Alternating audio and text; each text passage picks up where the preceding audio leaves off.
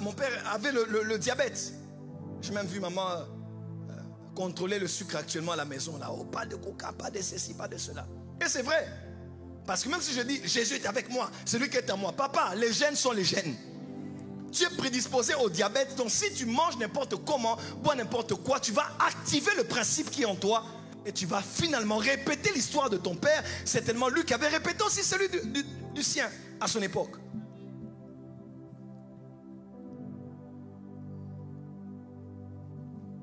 Et n'oubliez pas, les scientifiques ont dit quelque chose qui m'ont touché. Ils ont dit, lorsqu'aussi un être humain fait quelque chose, il pose un acte, ou bien il y a des pratiques. Il pratique 1 jour, 2 jours, 3 jours.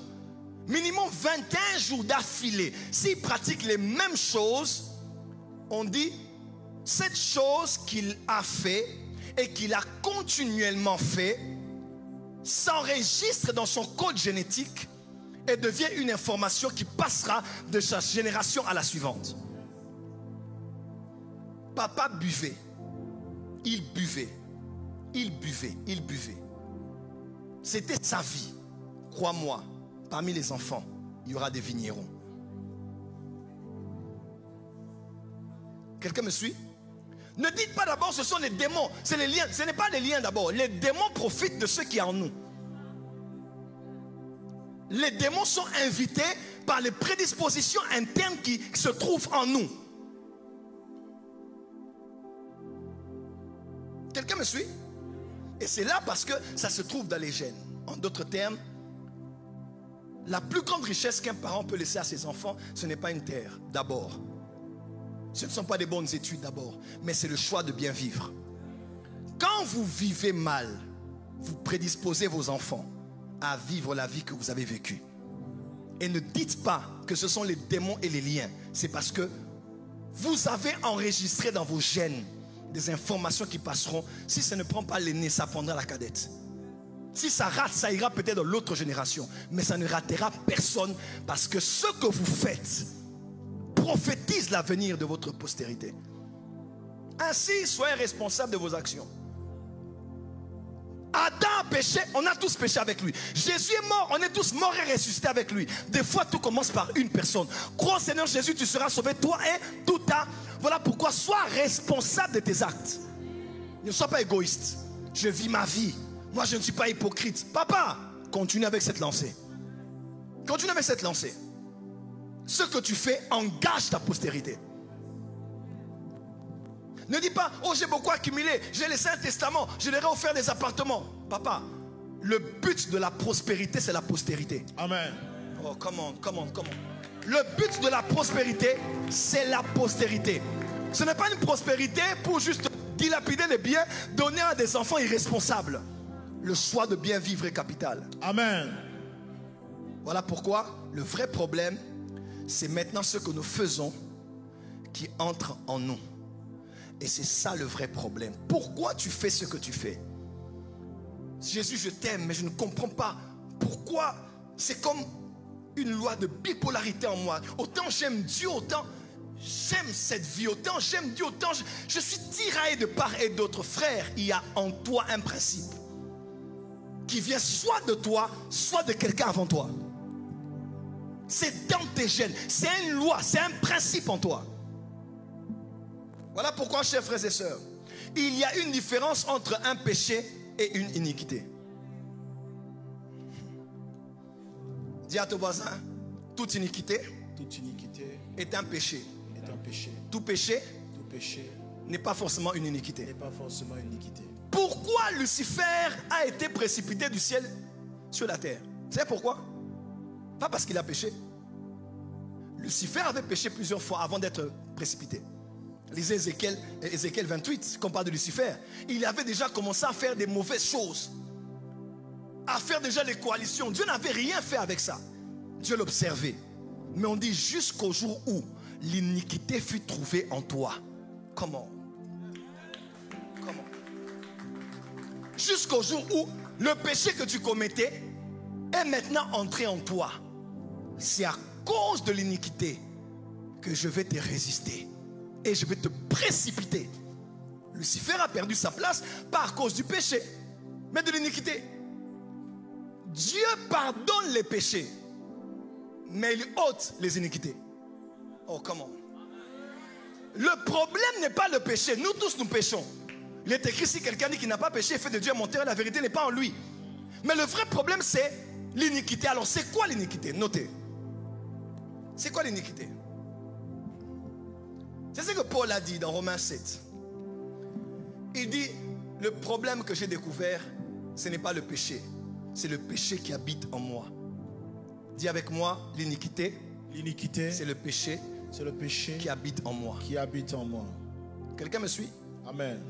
L'iniquité, c'est le péché que tu commets, que tu as commis et que tu commets encore, et que dont tu as pris plaisir, qui est devenu une seconde nature, qui s'est enregistré dans tes gènes, qui a atteint son paroxysme, qui est devenu une doublure de ta personne.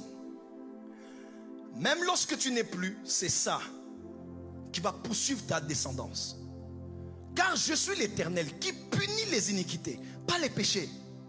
Qui punit les iniquités des pères sur les enfants jusqu'à la 3e, 4e génération. Le problème n'est pas le péché. Le problème, c'est le péché qu'on a tellement pratiqué et qui s'est codifié en nous. C'est ce péché incarné là que Dieu n'aime pas. Mon fils, quand on parle de Jésus, on parle du mystère de la piété. Le mystère de la piété est grand. Il a été vu des anges, n'est-ce pas? Il a été emmené dans la gloire à la fin. Mais quand on parle de l'antichrist, on parle du mystère de l'iniquité. Pas du mystère du péché. Parce que l'iniquité, c'est le péché incarné. Comment? C'est le péché qui atteint son paroxysme. Frère, il y a des gens qui n'entreront pas au ciel, pas parce qu'ils ne sont pas sauvés, pas parce qu'ils n'ont pas prophétisé. Écoutez ce que Jésus dit, un bon arbre ne porte pas de mauvais fruits. À la suite, Jésus dit, le même texte, hein, Matthieu, le même texte, quand il parle des arbres et des fruits, Jésus dit ceci. Il dit, plusieurs viendront en ce jour-là et diront quoi? N'avons-nous pas prophétisé en ton nom? N'avons-nous pas opéré des miracles? N'avons-nous pas guéri des malades? Mais il dira quoi? Éloignez-vous de moi, serviteurs du péché. Serviteurs de l'iniquité. Ceux qui vont rater l'enlèvement, ceux qui vont rater le ciel ne sont pas ceux qui pêchent. Nous tous, nous péchons, nous branchons tous de plusieurs manières. Mais ce sont ceux qui ont fait de ce péché-là une pratique. Ils aiment ça. Ils sont addicts à ça. Ils sont accros à ça. Et c'est devenu une seconde nature. C'est ça qui fera que on vous mette dehors ceux qui aiment et pratiquent l'iniquité.